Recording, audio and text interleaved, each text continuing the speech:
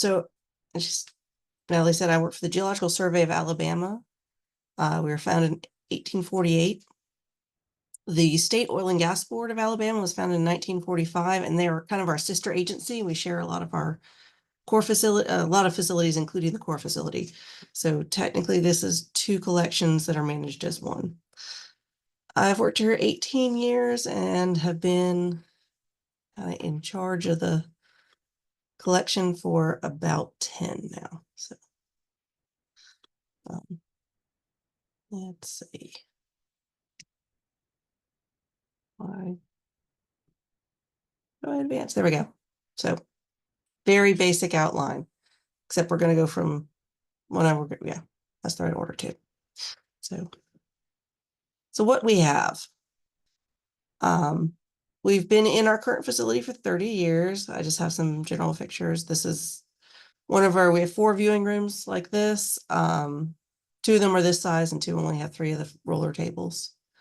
We have our petrographic scope lab. This is our can you guys see my cursor show up as a? Yep, we can see it. Does it show up? Okay, good. Because there are gonna be times when I want to circle thing. I have to gesture. So that's how we store our thin sections right now. I'm not a super huge fan of this system, but just some basic pictures of what some of our boxes look like, the variety. So it's a 10,000, our current facility is 10,000 square feet. We are over 100% capacity. We have a stock picker, but the battery is completely dead. So we are using the step ladders. As you can see, this is an older picture. There's a lot more sitting on the floor now. Lovely wooden boxes, some solid sediment cores, just about everything you think of. So what is in there is we have over 12,500 samples from over 8,000 wells. About 2/3 of those are from petroleum wells. About a third would be everything else: research wells, industrial core holes, water wells, and there are some surface samples that are in there too. We have over 7,000 thin sections from over 500 different wells. And again, some of those thin sections are also from outcrops samples. So there are approximately 76,000 individual boxes, bags, jars, whatever on the shelves. So the samples, 9,000 of them are cuttings. Almost all of those are washed. We got rid of, or I should say, they got rid of unwashed, almost all of the unwashed cuttings shortly before I started the survey, a couple of years before that. About 2,000 cores. Those would be traditional cores. Over 1,000 set of core chips, which is everybody just loves to look at teeny tiny little pieces of rock that have been knocked off of a core. Sidewall cores, we have what we call partial core, and then 100 kind of other stuff that's various things.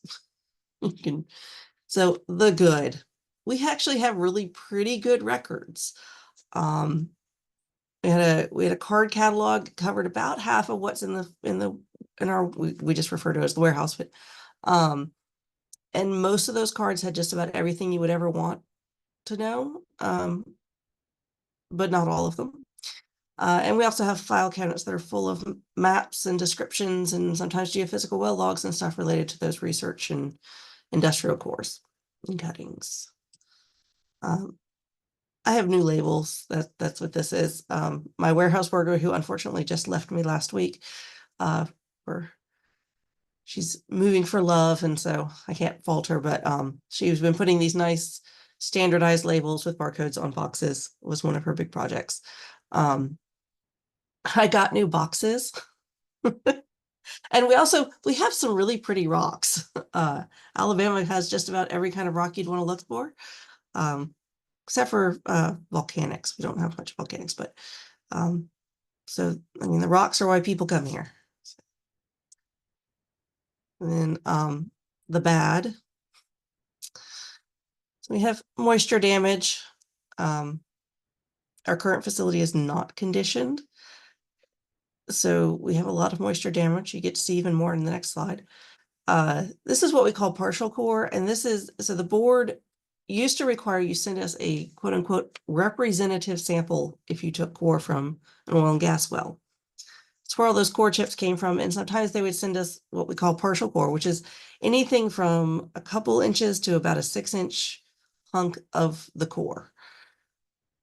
There are a couple that I have, shuffled through the box a little bit and thought, this might actually be continuous. It's just all in these little baggies. Others are definitely not continuous. And the writing on those bags does not always last as long as the core does.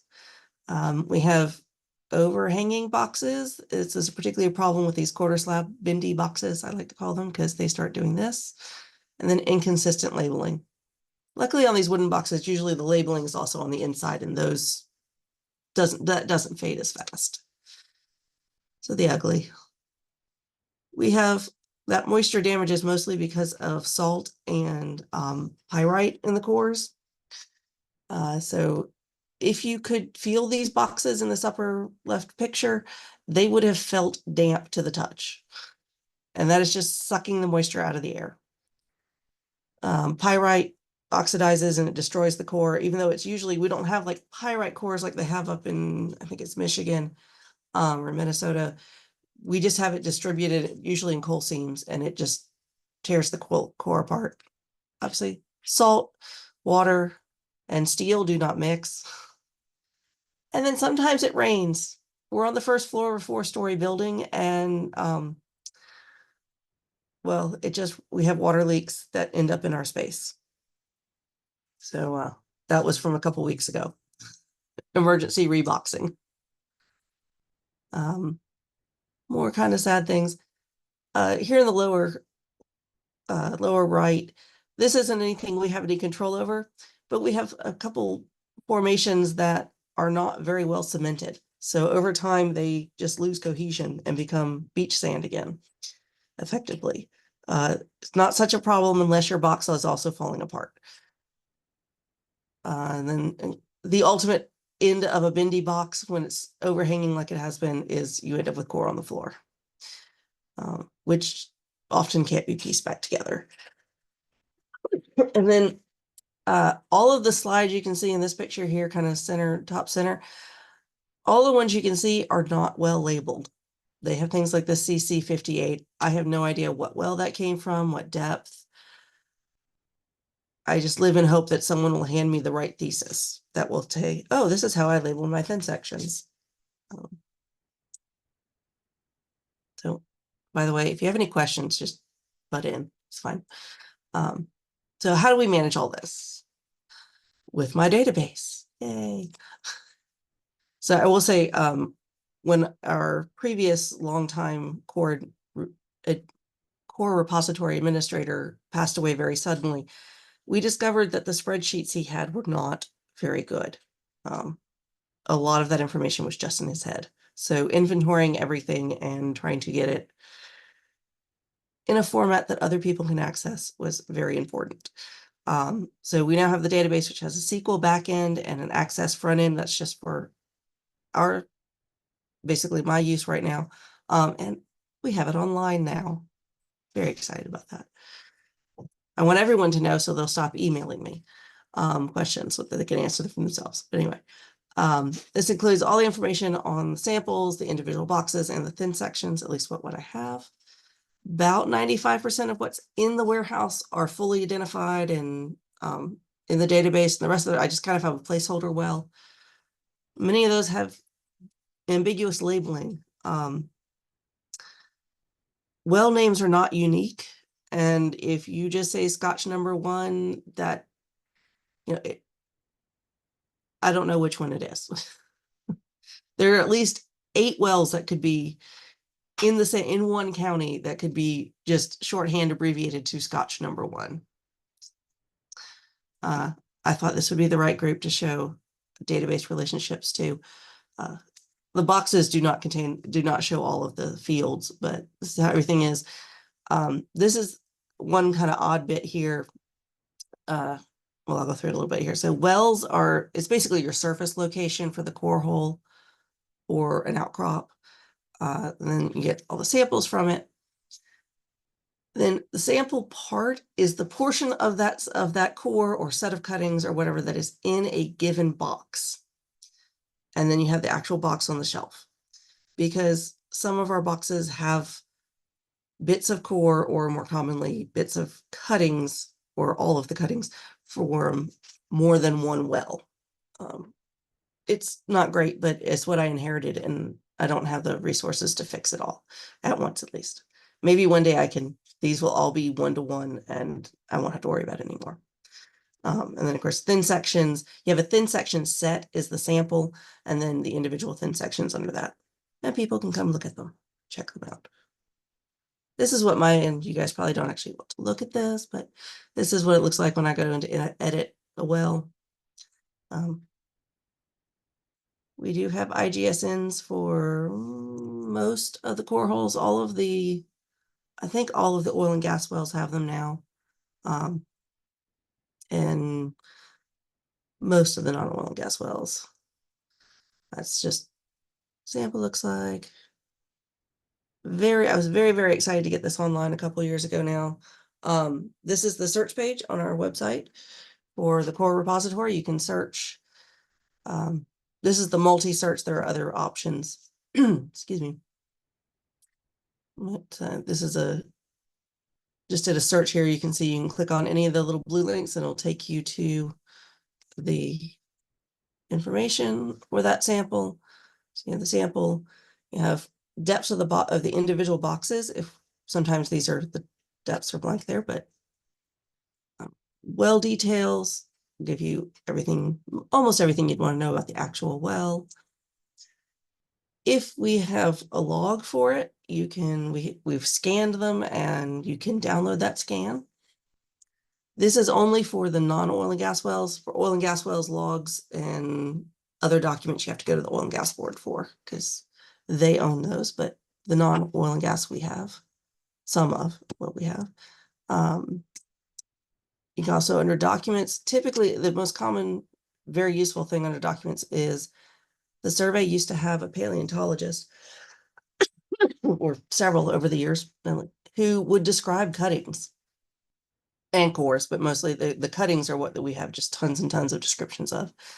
And they would, the Cenozoic in particular, they would have, they'd have the formations based on the micropaleontology. And then you can also, if I have core photos, they're on there. The the survey used to require that you gave us copies of all kinds of things when you would show up to look at, when you'd come to look at core, including core photos. Somewhat ironically, we stopped doing that when it got easy for people to share core photos. So I have a box of photos that people actually managed to print out and send us a set of. No telling how many people didn't send us sets, but anyway, I've scanned them and put them in. So that's all the good stuff. The bad. Most of my samples don't have IGSNs, mostly because I'm letting perfect be the enemy of good here and trying to get as much of the information as I can before I do a mass application for them. And depths is the most common reason I haven't gotten around to that yet. I don't want to have to do a massive update on them. The other thing is we're missing a lot of the stratigraphic and age info for any of the samples. And some of that's because we would have to like dig through those sample descriptions and things to get that.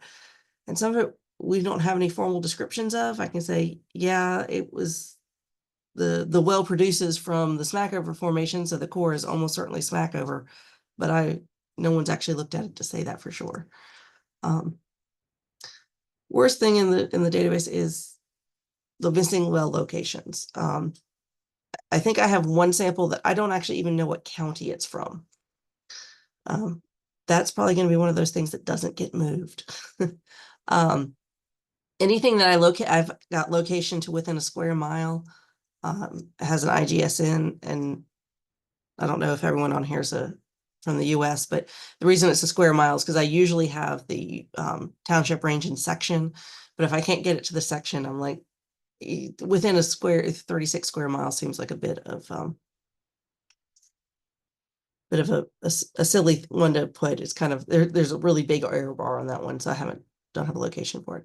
And of course other missing key well information sometimes. So the future. This is my new building. Very excited to be moving into the new building next year. So it'll be completed. The exterior, I think they're down to like putting in doors. You can see we have a piece of plywood for our front door right at the moment.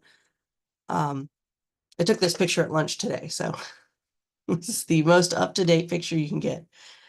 It's the storage area will be 13,500 square feet, fully climate controlled to appropriate humidity levels.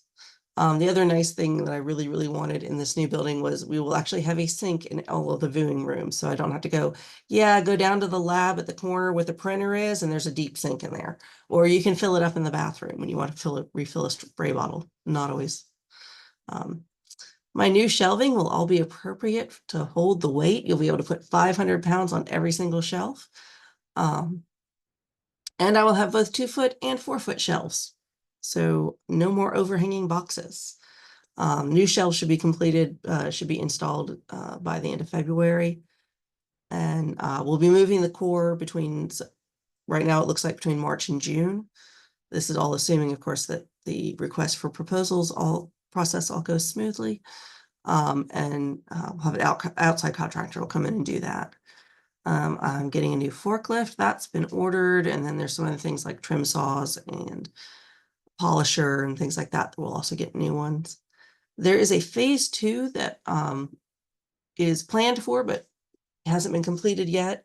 The building has been designed for it. The departments of geography and geosciences will have labs up here on the upper floor. So this will be our offices, petrographic scope lab. The viewing rooms are back like right here. And from this door back is the storage space. So the second floor right now is just a big empty hole with drywall separating it from the warehouse part. But it's all prepped to be ready for those labs that they plan to put in there. And those labs will include core scanning that we will be able to use. Other things I hope to finish in the next couple of years are finishing registering all those samples for IGSNs. Continuing adding those scans of logs and descriptions, etc. That's kind of this very slow process because someone has to look at every piece and figure out what well it goes with. And the names on the folders don't always line up with what it says on the boxes. And so that's, it's just slow. And I'm also hoping to be able to get the equipment to set up a nice core photography setup so we can do something like, this is my little sketch here is based on what I believe it was Illinois did a few years ago and was using, and this is kind of a mock-up of what that would look like. So, have any questions, comments? Want to see anything else?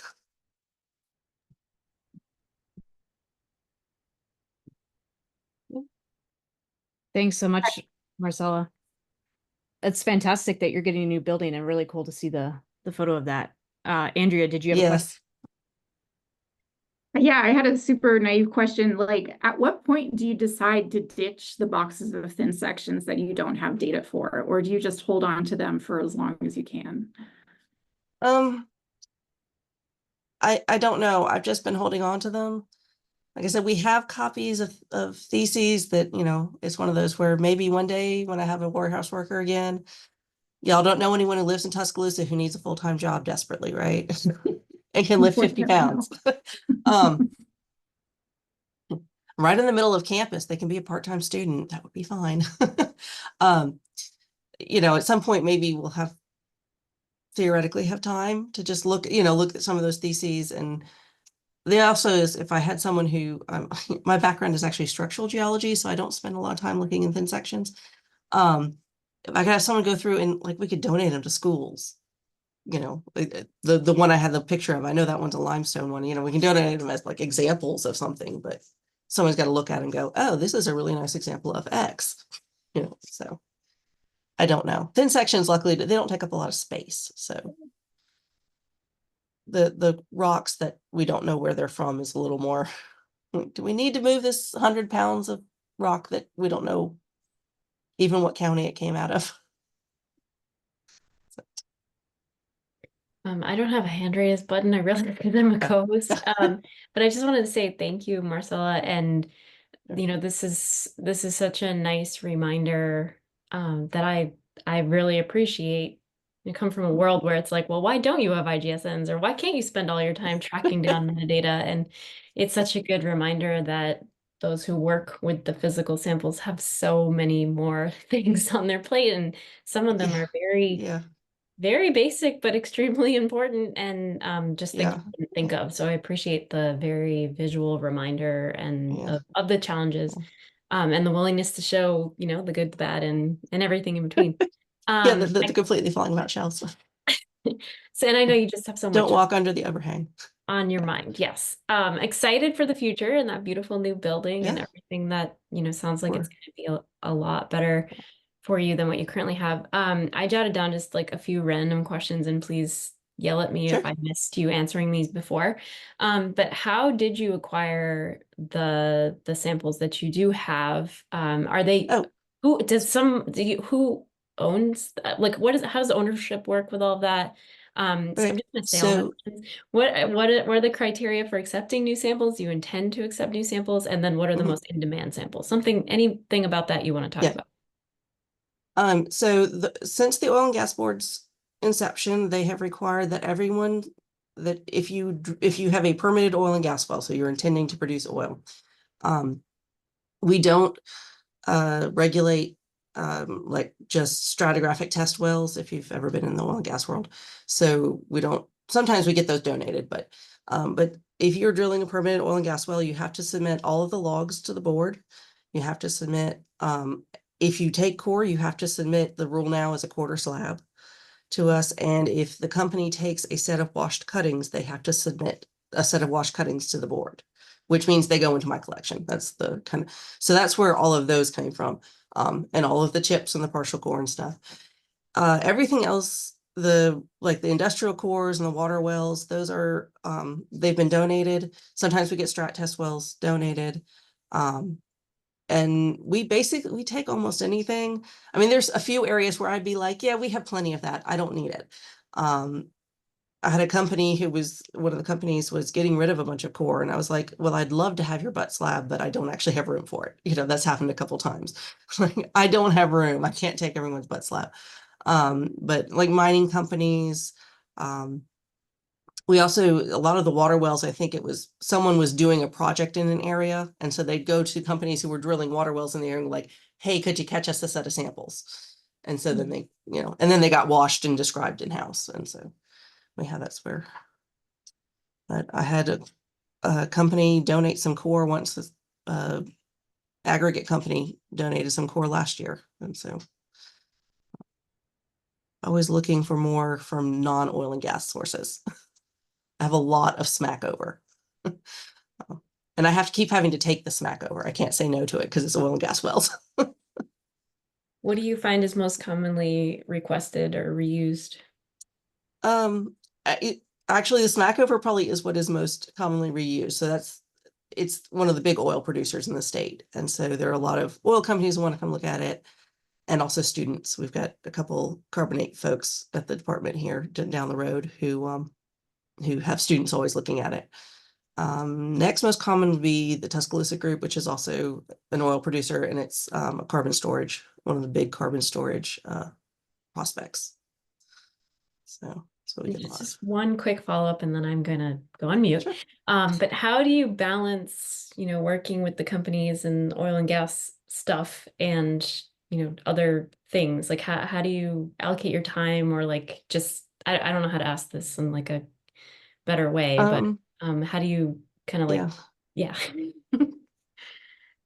okay. I could try to rephrase it if it's not clear, I guess. You know, it sounds like you have a mandate to deal with these oil and gas specimens, whatever. But you also have the university and research and all kinds of other things. And you know, how do you allocate yourself across these, I don't want to say they're competing objectives, but like, how do you, that's as close as I can get. If anyone else wants to try, please. So for allocating time, and we get requests for it to come view, and as long as I have room, you know, I can usually work people in. Drilling's kind of slow, so we're not getting a lot. It's mostly students right now and not oil and gas. There have been times when I've told people like, yeah, what do you want to look at? Okay, it's like 2 boxes. All right, I'm going to put you in the little conference room, you know, kind of thing. But usually I can fit people, literally just fit people in. Time in general, though, most of my time is spent on funded projects, which is not the warehouse. It's just part of the whole, I just don't have time to go do this stuff. And I was so excited to have a great warehouse worker. But that's one of the ugly things here is I don't have any direct funding for what I do in the warehouse right now. Luckily, I mean, our state geologist, Nick, is really,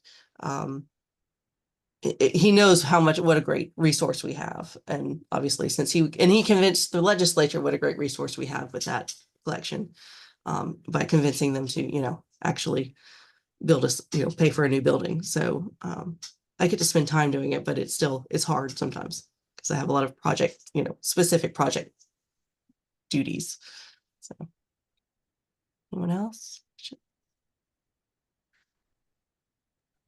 Go ahead, Liz. Liz? Hey, so I'm Liz. I'm with the Kentucky Geological Survey. We're kind of buddies. So I had a couple questions. So you're talking about, there was the deaccession question, and then you were explaining what you're required to get from operators in the field. And I just wanted to clarify, are you the state repository? So you are responsible for all of those? So like when you're kind of making your decisions, right, for your space and what you're getting rid of, what you're keeping, what you're accepting, even though you can't necessarily take the slab packs that people want to give you, but you do have to keep that one quarter of the core, right? That if they core from oil, so that takes priority in your decision. Right. Yes. Yeah. Right now, by the board regulations, we can't like just deaccession the oil and gas stuff. We have to keep at least that quarter slab. You have to keep that. Cuttings. Yeah. And then you mentioned core chips. So we don't actually have a collection like that. We're the state repository for oil and gas well documents, and then oil and gas well cuttings. That's the only thing that we have to say. So how does that, like, research wise, or what are people kind of more interested in, the core chips versus the cuttings? Like, usually they want the actual core, and then probably cuttings, and then if all we have left from the core, because again, the rule now is they have to send us a quarter slab. 50 years ago, they could get away with a representative sample of the core, which is where we got the partial core, and then they would just, go and chip off a chunk of rock. They're usually about like that. Gotcha. People will look at them, but it's always like, you can't sample from them. I mean, you can't make a thin section from this. You can't take a sample of it. There is nothing, you can look at this one little piece every 10 feet and kind of know what the core was, but that's what we've got, Do you allow sampling of that quarter core that's turned in, or no, that's just for viewing?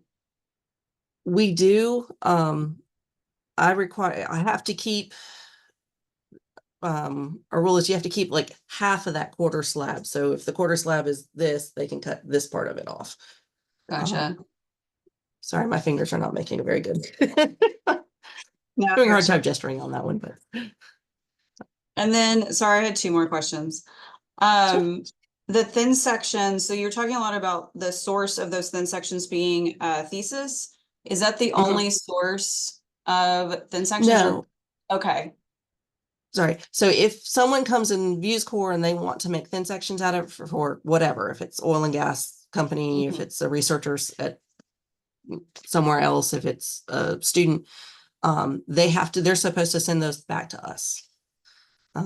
And when they get done with them, and I put it on my calendar to start bugging them at like 6 months. Like, are you still working with this? Are you still, so that's where we get them from. And all of those ones that, those were all ones that were in boxes and no one knows what they are. And that was before I was getting stuff. So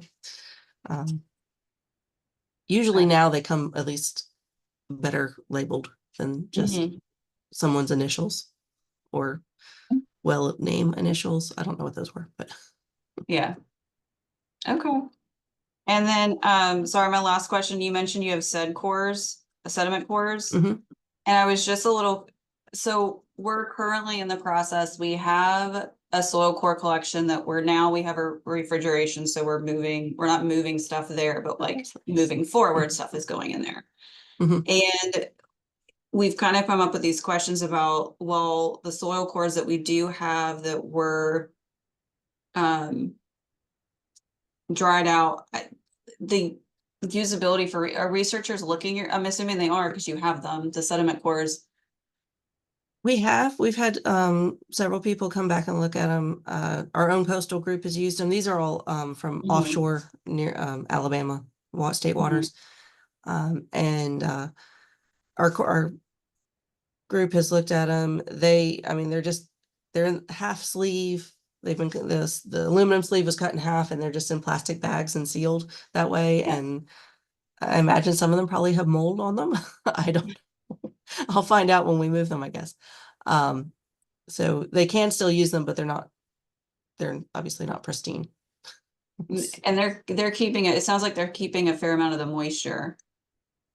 I think so. Yeah. I don't think they've Okay. completely dried out because they are in those Okay. bags, but Gotcha. those plastic sleeves. Gotcha. Cool. Thank you so much. This was great. It was really nice Sure. to hear what you guys are doing down there. Yeah. I'll talk next year and I'll show you all pictures of my new building. Everybody can be jealous There you go. of how clean it looks. Marcella, I was curious about the IGSNs for the wells. Is that something that's happened under your tenure or you inherited it? And my question related to that is, what purpose do you find the IGSNs, like what benefit are you finding for them right now? And or is it something that's like kind of a setup for when there's samples that then can all be tied back to the wells? So the hope, well, I should say, so when Denise Hills she used to be in the office next door to me, and so she's the one who she had a project where she was doing the state surveys were doing the geothermal database, and that's when she did most of the oil and gas wells. She just went ahead and got them. She kind of started getting involved with ESIP and everything. And so I've tried to finish doing that, at least for things that we have core for. And tying the samples back. The hope is to make it easier for people in the future to find our samples and find our wells, what we have, to link it back, and which is why I'm doing it. And so yeah, that's all been under her and then me in the last few years. And then was that all the questions? Sorry. Yeah, no, that's perfect. My other question was, so amidst all of the activity that you've described in your talk and discussion, how does the survey try to document and capture its impact in the publication record? Since that's something that we talked about in the cluster in terms of potential use of IGSNs long term if all the infrastructure components work. Yeah. Now? We haven't really done much of that. When Nick does things like goes to the legislature to ask for money for stuff, I'm sure he, talks about how many theses every year, some of that kind of stuff. Like we, say, oh, here, these are the students, this is how many students we've had come through and things like that. But we've never tried to go out and look at the other, like the broader publication. We mostly, it's just kind of this is huge. And the oil and gas industry is one of the reasons we have it. And so it's, promoting oil and gas, helping future oil and gas wells get drilled. So. Other questions? If anyone's, I was gonna say, if anyone's interested, Nick got the money for the new building. He did a back of the envelope calculation of how much it would cost just to drill all of our wells again, like everything that we have core for, those 8,000 wells. And he went to them and said, this is what it would cost. This is massive underestimation of how much it would cost to get all of this data again. So That's so smart. I was going to and they ask. thought, oh, well, your building's way cheap. You know? Yeah.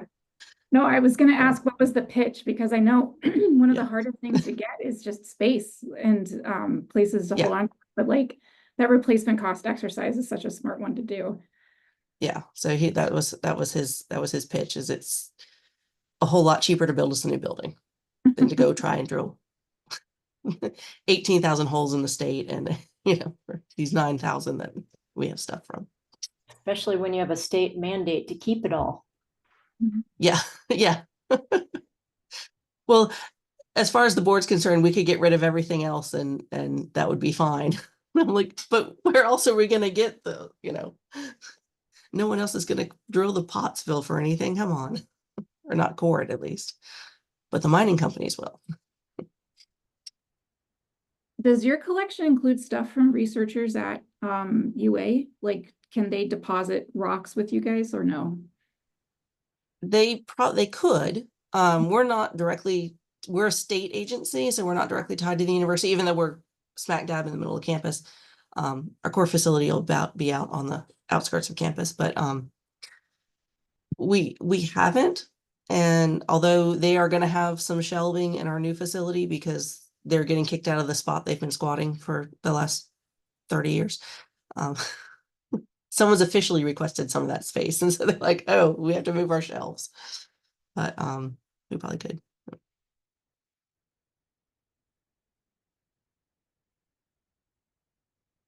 Mhm.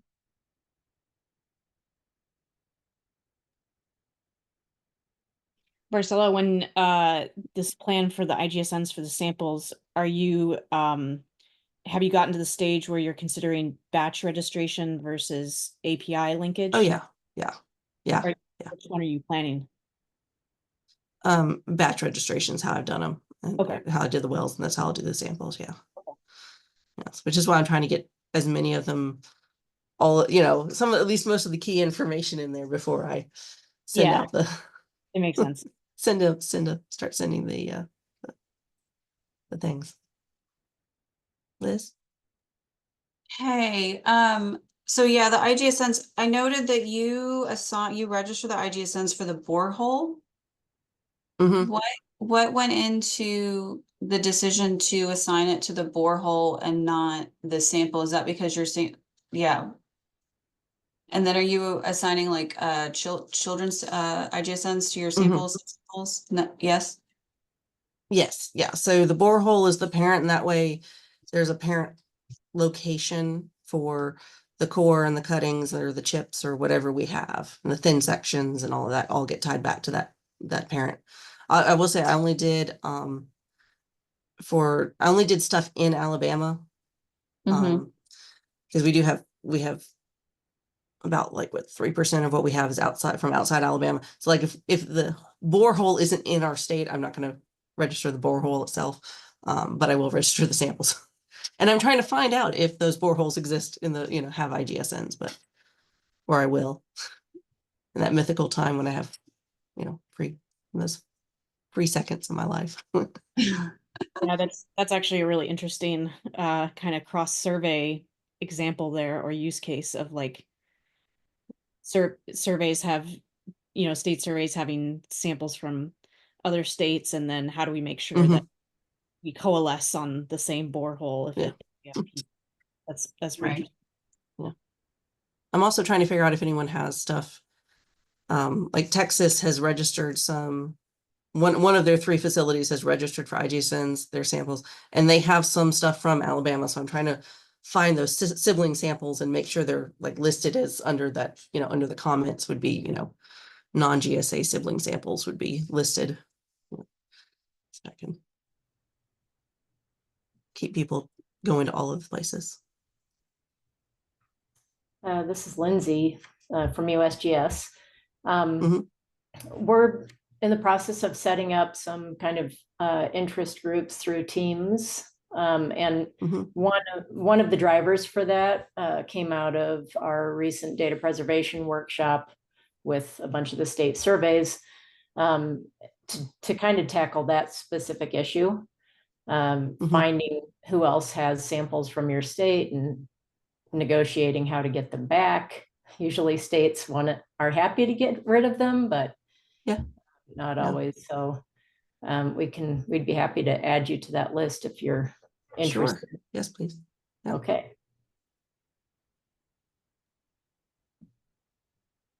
Marcella, I have another one of kind of vague question, but interpret as you wish.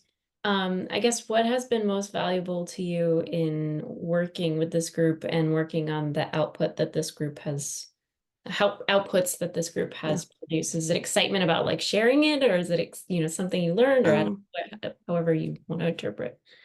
Well, knowing I'm not alone dealing with the masses of boxes. I mean, I know logically, but you know, it's learning more about how to do this stuff. Because like I said, I'm a structural geologist. I kind of fell into this because when Lewis passed away, someone had to care, and Denise was kind of already involved in ESIP, and she was like, we need to do stuff with this. And I care about the cores themselves, even though that's not the, you know, it's so important keeping them and knowing what's what. And I think I was the first one who realized, looking at one of the spreadsheets that we had from Lewis, I was like, okay, there are cores that I went out and picked up off the ground that are not on this spreadsheet. What else isn't on this spreadsheet? And then we started walking around like, oh my God, like none of the research stuff is on the spreadsheet, because the oil and gas board, they need to know that they've gotten it. That's the other thing for anyone who deals with this, for Liz, that if you're wondering how we make sure the oil and gas board actually gets all their stuff, they don't release the bond. You can't release the bond on the well until you've submitted your logs and your cores and your cuttings or whatever. I mean, I suppose people could lie on the form, but we get it because they want that money back. So, that's interesting. Yeah, because what we do is the state has to basically sends them a letter that they're in violation, and I think it's like a $200 fee or something. Like there's no real teeth to it. So yeah, so that's I know there are a lot of states that have that problem. Yeah.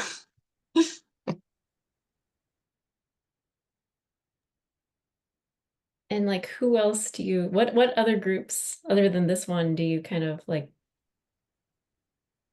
collaborate with, share stories with? I don't know, other curators or people in your role? There was, a few summers ago, there was the state surveys did like a webinar series, and I participated in that, and I haven't heard anything else from that group. You know, it's like, okay, well, we'll try this again next spring. And I never heard anything. I don't know if it just got lost or, you know, or the email went to the wrong person. I'm thinking you're not on our distribution list, Marcella. I'm going to make sure you get added to the data preservation list. But, you should be on there. Yeah, those, the NGDPP grants are written by another group here. And so we're not always, you know, asked to join in. Yeah, well, we want you to join in. So I'll make sure you get So I would be happy to list. listen in, you know, to be in the distribution group, just to listen, even if I don't get grant money out of it. And we are just in the process of starting up these working groups and interest groups and active webinars on a regular basis. So we'll make sure you get on the distribution list. Awesome. Awesome.